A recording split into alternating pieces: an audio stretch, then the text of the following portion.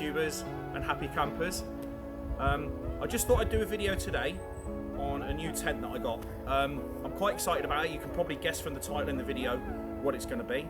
But first of all, I'll start off with the tents that I have been using in the past, and this is just a short intro as to why I am not using them anymore. So first off is the McKinley Nepal 2 or Nepal Plus 2. This is a tent that I had when I was in Germany, when I lived in Germany. It's had its day. It's probably about 20 years old, and it's actually quite heavy, 3.2 kilos, and the ground sheet kind of lets water in, so this one is probably going to be retired. The next tent is the Banshee, or the Van Gogh Banshee 300 Pro. This tent I've borrowed from my local scout troop, and this has done me well so far, but I can't really get on board with it. It's not a lot of room, and as you can see, it's quite big, so it takes up quite a lot of room in your rucksack. So I'm not a great fan of this one. It seems to be one of those tents you either love or hate, and unfortunately I hate it. The next one that I've been using, which is my one-man tent, is one of my favorites, which is my Snugpak Ionosphere. Now this is a one-man tent, like I said. Just turn it around. It's more of a hooped bivvy. It's a very good tent, very good for camping if you want to stay unobserved. As you can see, the colour of the tent is the same as the stuff sack. It is very light, and but the only problem is it has no vestibule, and you can't sit up in it. So admin wise, it can be quite difficult. You would have to use it in conjunction with a tarp, especially if it was raining. So on to the next tent, which is the tent that I've ordered from AliExpress. I'll drop a link in the description below, and it is my new Lanshan 2. So yeah, this is, I've not opened it. I have all I've done is taken the plastic wrapping off it. I've had it for a couple of days now, but not had a chance to set it up. So I shall be testing this, well, not testing it, but I'll be setting it up very shortly. I'm really excited about this one. This is a trekking pole tent. It also came with a footprint, which also came with, and this is only, I think when I weighed it, 163 grams, so it's literally adds hardly any weight to this at all, and it's just added protection for this. So yeah, on with the video, and I shall be setting it up. Pierre, on to you. Thanks, Pierre. Wait. Anyway, yes, the Lanshan 2. Today I'm going to be looking at reviewing the Lanshan 2. A bit of a review and a bit of a setup. And I've also got it with the footprint, which I will also include in the setup. All bought from AliExpress. I will include links in the description below. So let's get to it. So yes, the Lanshan 2. Like I said before, I bought this from AliExpress. At the time it was on offer. I paid £107.09 for it. I'll put a link in the description below of the seller that I bought it from. I bought it from the official 3F UL Gear seller. Currently, while I'm recording this video, the price at the minute is £118.18. That is for the 3-season inner. It does also come with a 4-season inner, which are currently retailing at £130.16. So that's the Lanshan. Included inside is obviously the tent itself, the guy ropes, and some pegs. But I'll get onto the pegs in a minute, because there is something I want to tell you guys about the pegs. So also what I got at the same time, so I'll just put this to the side for now. Also got at the same time was the footprint. So the footprint at the time of purchase was £20.98. Currently it's retailing at £23.16, which is only, what, £3 more. So that's doesn't exactly break the bank, does it? I have weighed both of them. So the Lanshan at the time, because there seems to be a bit of how can I say, a bit of uncertainty to how much the Lanshan actually weighs. So the weight of the tent, including the old pegs, came to 1,162 grams. As you can see, the pegs that came with the tent, I'll be honest, they don't look very strong or very secure. I've also purchased extra pegs, which again I'll also link in the description below, which was £8.90. They're currently going for £8.99. They are a little bit bigger and they are a little bit heavier. So what I've done is I've also weighed the pegs. So I've subtracted the weight of the old pegs and added the weight of the new pegs. The total weight, including the footprint, is 1,492 grams. So just shy of 1.5 kilos. I've not included the walking poles with that weight, because the assumption is that you're already walking with walking poles. If you're not walking with walking poles, this probably isn't the tent for you. So without further ado, we'll go into the setup. First of all, I'm going to start with the footprint. Just lay the footprint out, because once you've pegged out the footprint, you can use the same pegs to peg out the tent itself. Okay, so just going to start, like I said, just going to start with the footprint. So I've weighed the footprint itself, and it's 163 grams, which is actually 13 grams lighter than its advertised weight.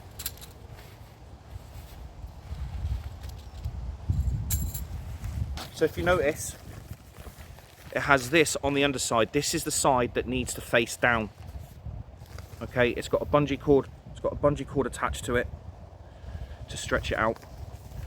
So the side that doesn't have this grey waterproof, grey extra waterproofing goes on the underside. So you just have the matte black on top. So if I just start by pegging out the corners.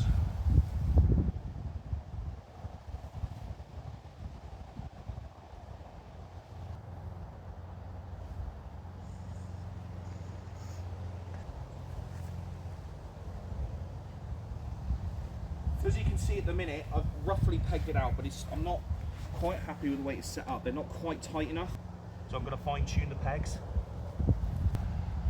This, for those that don't know, this is going to add an extra layer of protection to the underside of your tent, firstly from the wet ground, but also from any stones or twigs or anything that you might have missed when you clear the ground underneath the tent. Okay, so that's the footprint set up. Next we move on to the tent itself. Now it comes in this lovely looking stuff sack. I'm not quite sure if this is actually waterproofed. The seams aren't taped, so I'm guessing this isn't a waterproof stuff sack. It's also a bit of a struggle to get the tent back into this stuff sack. So as a future purchase, what I think I'm going to get is a dry sack itself, especially for the tent.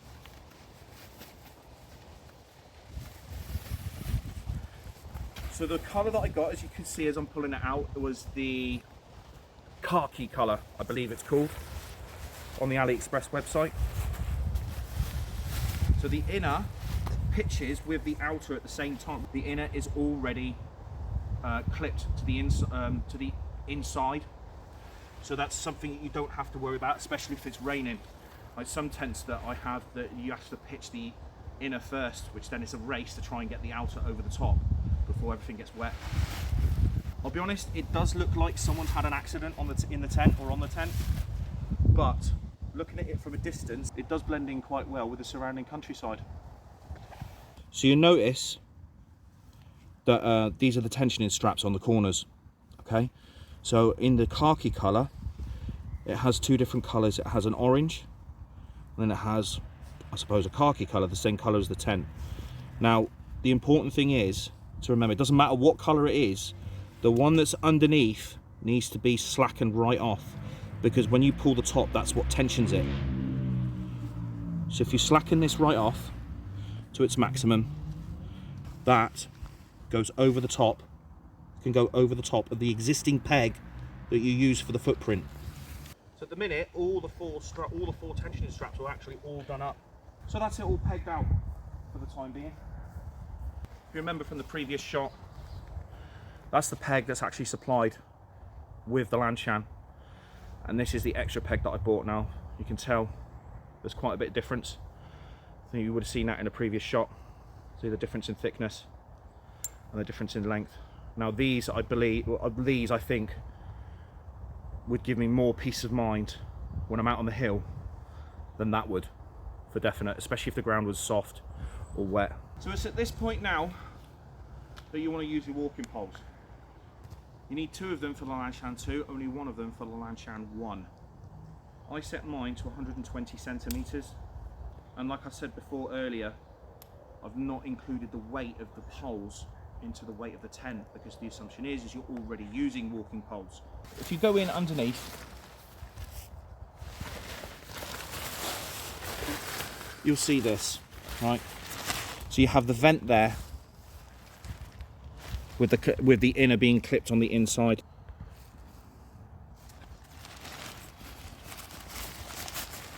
Okay, where the inner clips to the outer, there's a loop here. That is where, and then with a reinforced section here, that is where your walking pole goes to, the handle part of your walking pole. So I've put the handle part there, raise it up. You'll notice at the bottom is this toggle at the bottom of the inner, right? And that is where the bottom of your pole goes into. Just like that. Once you've done that, make sure your pole is vertical. So make sure your pole is vertical, not horizontal. Sorry.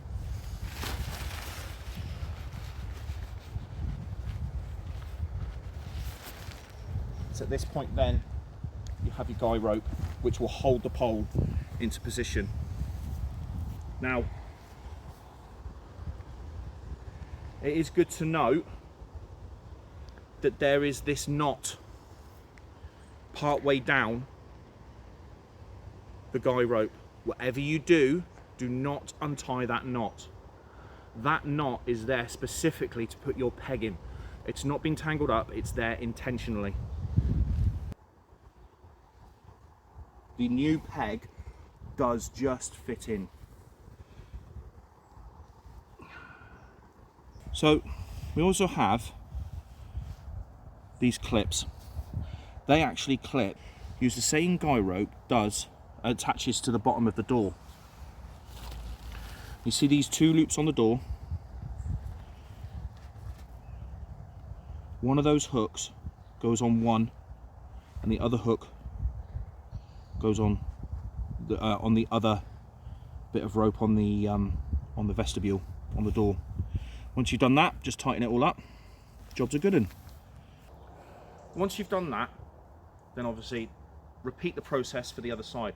What I will notice on the previous door is that the clips for the door, the double hook that you clip to the bottom of the vestibule, I would hook them up first before you peg it. It seems to make things easier, I believe. So again, if I set this to 120, there's going to be more experienced Lanshan 2 users out there. So I set my pole to 120. I'm going to repeat the process here that I did on the other side. So I found my loop for the top part of my walking pole. I'll put that up. And again, put the pole into the bottom of this loop on the inner.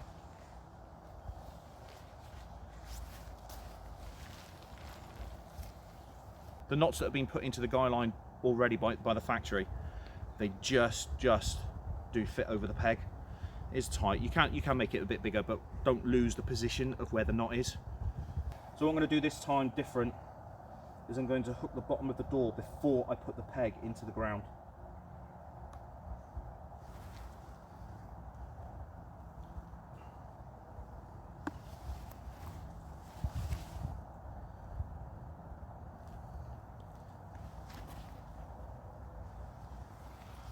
And then once you've done that, you can go around and tighten everything up. What you want to do is get the strap in line with the seam.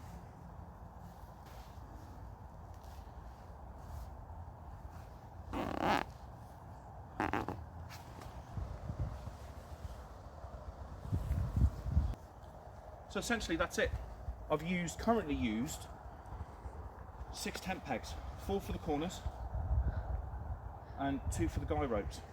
Now, at this point now, what you can do is there are also bungees on the inner.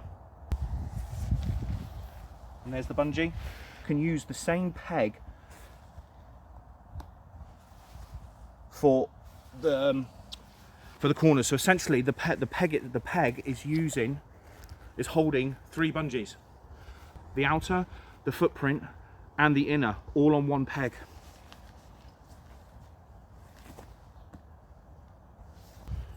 So apart from the guy ropes, which I'm not going to do today because I'm in a nice quiet environment, but apart from them, that is essentially the tent set up. So let's go inside and take a look.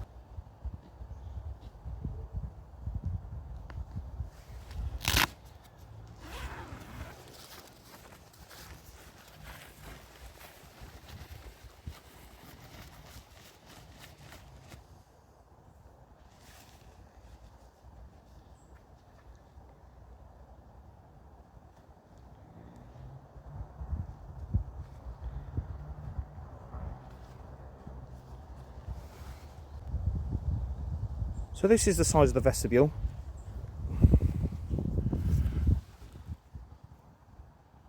It's a good size area for your admin, cooking, especially if the weather's bad. You can also put your kit in there to keep it out the main part of the tent. Like I said, the inner itself is a 3-season inner. So let's go inside and have a look. Okay, so this is the inside of the tent. As you may have noticed, I'm not the smallest bloke in the world, but there seems to be quite a lot of room in here. Oh, Lanshan 2-man tent. Yes, I think you could squeeze 2 people into here, but I think it would definitely be a squeeze. Coming up to the hills with my daughter Sophie, yeah, I think it'd be okay, but if it was potentially 2 people my size, probably not. There's enough room in here for me, especially with my sleeping mat, because I don't know if you've seen from my previous videos on another playlist that I have a Climate Static Velux, which is actually one of the, from what I could find, is probably one of the widest sleeping mats on the market. And I think it would easily take up 3/4 of the width of this tent, easily. But damn, it's comfortable. I've yet to try it in the winter, but that's for another video. Yeah, so I think there's plenty of room in here, and I look forward to using it on the hills. So the fly sheet itself is all the way to the bottom here. This is the like I said before, this is the 3-season inner, and on the head and the foot end, it comes to here.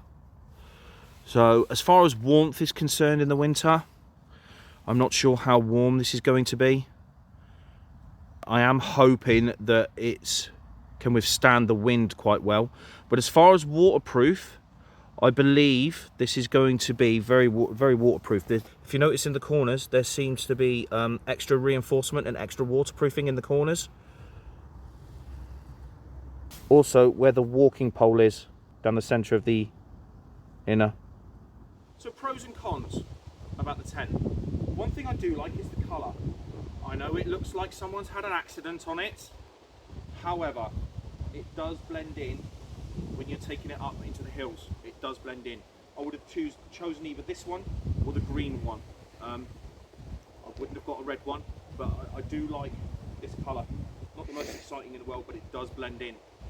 I like the space inside, and I like the size of the vestibules is also very ample.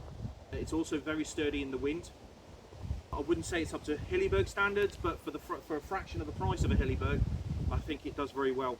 The cons, the supplied pegs that came with the tent is definitely a downside, which is why I've upgraded to these 10 pegs.